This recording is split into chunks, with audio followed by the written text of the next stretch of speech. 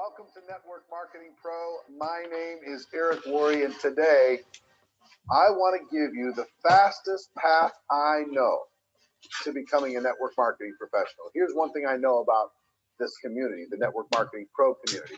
Everybody would love to go full-time. Everybody would love to be able to enjoy the freedom that network marketing provides. Everyone would love to be able to move through the ranks, get to those levels so they can enjoy good things in life and also contribute to the lives of others.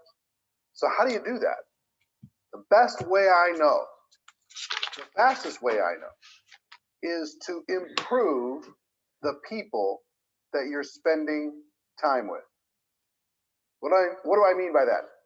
One of the early lessons I got in my life, it started with my parents, and then it continued with some of my mentors. My parents would always say, be careful who you become friends with, because your friends have an influence on your life. And you've seen that. If you're a parent, you know you want your children to have good friends. Why is that? Because those friends will help guide them in a positive direction. Bad friends will help guide them in a negative direction.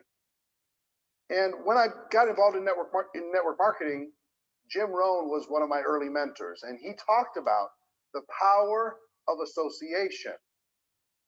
He gave me a formula. He said, you become the average of the 5 people you spend the most time with. And if you think about that, that's true.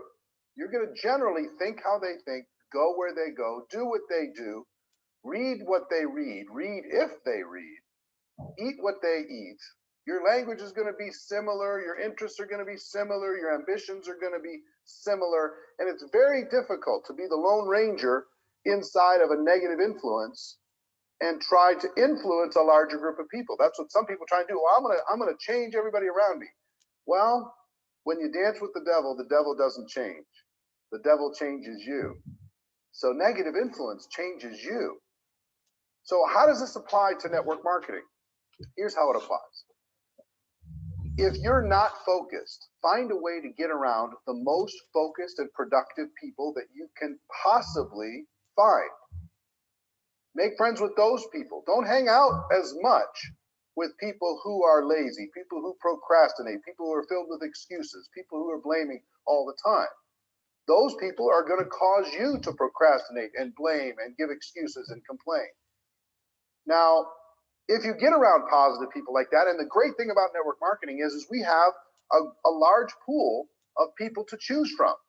People in our company, people in our upline, people in our downline, that we can choose from in order to be able to get around and learn from. Okay? So that's in just a general area. If get around people who are learning, get around people who are growing, get around people who are always striving to be better. If you don't know, for example, how to recruit very well, or you're insecure in recruiting, the fastest way I know for you to become a good recruiter, it's not in the study. How many videos have I done on how to recruit? Yes, the information is important. However, the environment is many times more important than the information. So find people who are great recruiters and listen to those people. Spend time with those people. If you're not good at doing presentations, find a way to develop relationships and friendships with people who are doing great presentations. If you can't get people to attend your company events, find people who are great at getting people to attend your company events, and find a way to friend those people up and listen to what they do and watch what they do. See, I found in this type of association that if I listened, number one, that was really, really valuable. If I took notes and I observed what they did, that was many times more valuable. In other words, my modeling of their behavior.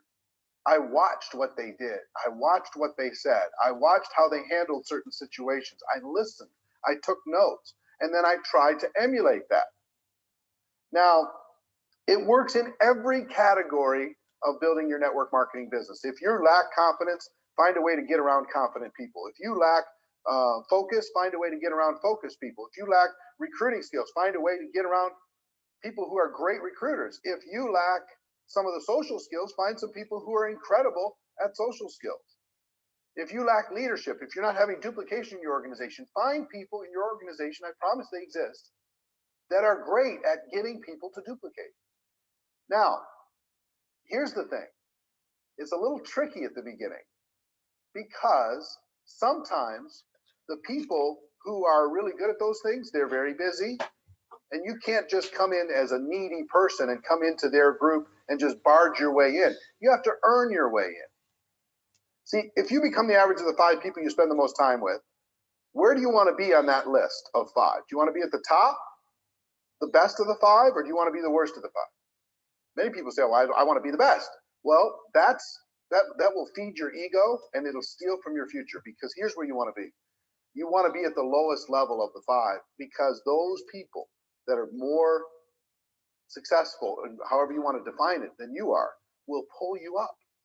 And if you're at the top of the 5, those people below you will pull you down. So successful people understand that if you come in at the bottom rung of their circle of influence, it's likely that you may distract them. You may pull them down a bit. So you have to earn it. So how did I earn it? At the very beginning, I had 18 jobs. By the time I was 22 years old, I was a struggling person in network marketing. I've been where you've been. I understand the challenges of network marketing. So what do you do? How do you get around? Now, the great thing is, if you have an upline, and all of you do, you can search into the upline. And guess what the upline's hoping for and waiting for and praying for? Somebody in their group that's hungry, that reaches out to them. Somebody who's hungry and is willing to work to get into the group. So here's what I did when I started. I found a mentor in Minneapolis. He was incredible. His name was Michael Nelson. And I found a way to spend more time with him. And here's how I did it. At the local meetings that he was running, the local meetings, I'd be the first person to show up and I'd help him set up the room. I'd be the last person to leave. I'd help him break the room down. I'd pick up his briefcase or whatever, his computer bag, and I would carry it to his car for him. Literally. I would be a servant to someone who was more successful than me so I could earn some time. And because of that, there was a time you'd be able to have a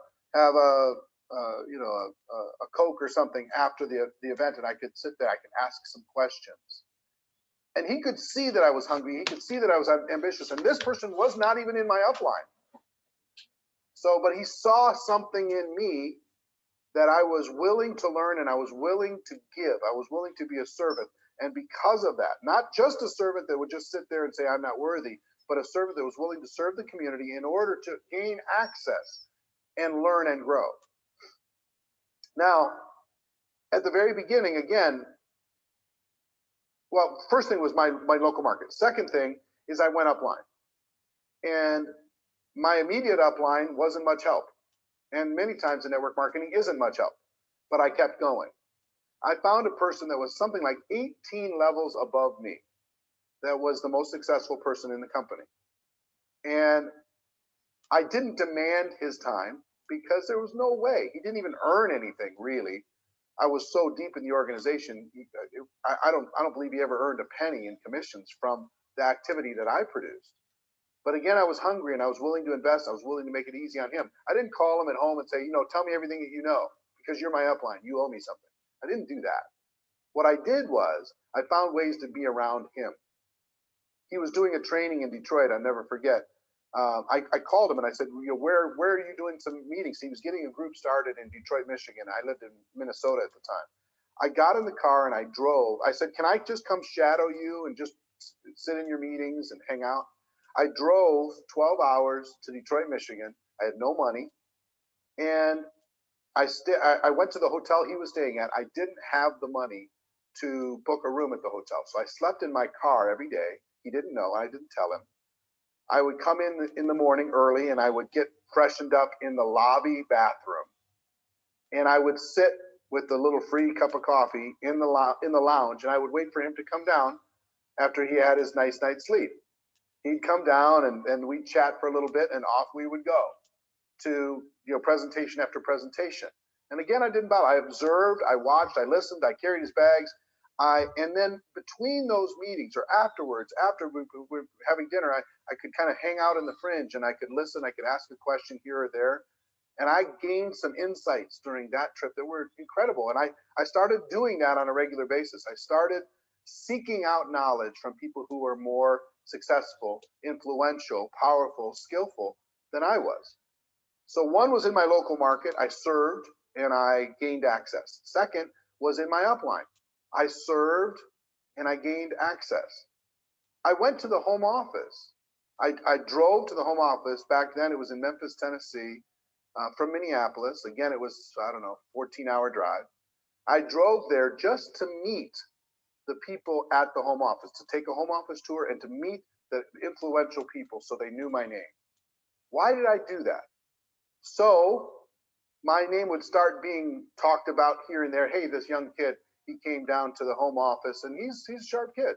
And if that name came up around an influential person, maybe I could gain some access because of that. That helped me tremendously. So my company, my local market, and my upline. Now, in addition to this, some people say take a millionaire to lunch. It's difficult to take a millionaire to lunch because they're busy and they're protective of their circle of influence because they understand that you're going to bring their average down. So here's what I did. I drove this nasty, ridiculous AMC Spirit car. If you want to Google a car, it's the most miserable car in the history of cars. It had a gas leak. The window didn't go all the way down, and it would rotate gas through the windows, constantly. It was miserable looking, and the muffler was half off, and all this kind of stuff. So every time I went to meet with anyone, I parked around the corner and I walked. I didn't want them to see my car. But so with all of this challenge, how do I get influence? You know what really helped me? Programs like this. Back then, it was audio cassette. We didn't have the internet, and we didn't have video. We didn't have learning systems like this, and it certainly wasn't free. What I got my hands on was audio cassettes from people like Jim Rohn and Brian Tracy and Les Brown and Dennis Waitley and Og Mandino and these giants of personal development. And they became one of my 5. By just being in my car, listening over and over and over, they became one of my 5. And what happened when I started to listen over and over and over, I could start to use the language that they used in conversation with other people. I could bring value to a conversation of people more successful than me that maybe didn't hear what I heard from that program. There was one speaker that I really admired, one of the top leaders in the company I really admired. I wanted to work with him so bad. And I found a way to connect with this person, and he was very successful, and I was just a fledgling person. And I would start to give him ideas. I would say, hey, I read this book. You should. I remember I recommended to him, there's a book called Unlimited Wealth by Paul Zane Pilzer, and it talked about distribution was going to be the future of the world. It wasn't going to be manufacturing anymore. It was going to be distribution of goods and distribution of information. So I started pulling quotes, and I would send him quotes. Hey, maybe use this in your next presentation. Use this in your next training. And he used it, and people loved it, and then they were, oh my gosh, this is great. Send me more if you got any more, kid, right? And I hosted a training event in Minneapolis, and I had some of the top leaders come in. He was one of the leaders, and I sat down afterwards and said, what can I do to spend more time and work with you? And he said, well, I don't know, I'm busy, I'm doing this, I'm doing that, but I do appreciate this. You sent me this, you sent me that. And he went home, and I sent him a card afterwards and said, hey, thank you for the time. I really appreciate it. And if I can do anything, one of my goals is to work with you. Some way, somehow. He was cross-line. He wasn't in my organization, but just work together. Why did I want to work together? Why did I want to serve that relationship as a young man? Because I understood that if I got around people who were committed to excellence, that excellence was going to start to rub off on me. Okay? So my car being a drive time university, I'll never forget. I put Jim Rohn in my car and I wore it out. Les Brown, Brian Tracy, Dennis Waitley, Og Mandino, greatest salesman in the world, all these different people, Earl Nightingale, Napoleon Hill, everything. I was reading books, I was studying, I was learning, I was growing, and I was listening all the time. And I would imagine that Jim Rohn and Brian Tracy and Og Mandino were sitting in the back seat of my car, and they were just having a conversation. I got to listen in, and that was incredible value for me. So I'll never forget. 6 years after I started doing that, I'm about 30 years old, and I'm in my car, which is a nice car now, a decent car, in Dallas, Texas. And in the back seat of my car were Jim Rohn, Brian Tracy, and Og Mandino, for real. And they're sitting in the back seat of my car having a conversation. I'm just driving them to their hotel. But they're having a conversation. I'm going, oh my gosh, I attracted this. I set this thing in motion, and guess what? Now I get to hang around with legends. I get to learn from incredibly wise, unbelievable people. So today, I'm still engaged in this. Why do you think I seek out and interview people like Brian Tracy, of course, but like Tony Robbins? I'll be interviewing Sir Richard Branson on June 3rd. I mean, come on. The opportunity to spend time with these people. And why will they do it? Because I'm a servant to them. Because I want to help their mission in life. Because I want to be of value, of service in some way in their world. And you know what? I found I can earn my way into any group, and so can you. You can earn your way into a group of unbelievable recruiters, a group of unbelievably productive people, of unbelievably successful, moving through the ranks, changing people's lives, ambassadors for the network marketing profession. You can earn your way into that group, or you can earn your way into a much more negative group. And you know, the bad associations in your life happen automatically. They're like weeds in a garden. They happen automatically. The good ones don't happen automatically. Those only happen by effort and work and focus and determination. The weeds happen automatically. That negative person that's always whispering in your ear, and you know who I'm talking about, the ones that saying, well, that's always blaming, that's always trying to give you justification for not working, that's always trying to distract you, that's always trying to just chip away at your self-confidence. You know that person. That person needs to be on the very furthest fringe of your life, unless you want to sacrifice your life to keep them happy. See, here's the thing. If you continue to grow, you'll earn your way to different crowds. Some people will grow with you and some people won't. The fact that you grow and they don't doesn't mean you left them behind. It means that they stayed. And you decided that your contribution to the world was more important than making somebody else feel happy and appeasing somebody's negative influence. You cannot afford to be around people who are constantly distracting you from your purpose. You cannot do it.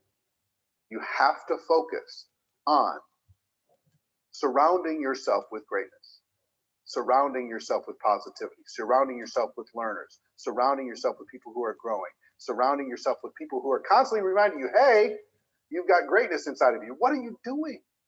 What are you doing? People who will grab you by the shirt and say, stop. Stop playing small. Why are you playing so small? Why do we do our big events? Our GoPro Recruiting Mastery event. We're going to have 20,000 people at GoPro Recruiting Mastery at the end of this year. Why? One of the biggest values of that event outside of the training is the vision. People come in there and you go, oh my gosh. They see a bigger picture, and that's what associations can do for you. You can see a bigger picture, but this is a choice. And it starts by, one, limiting your association with some negative people. In other words, don't spend as much time. Some of them you don't have a choice with, I understand.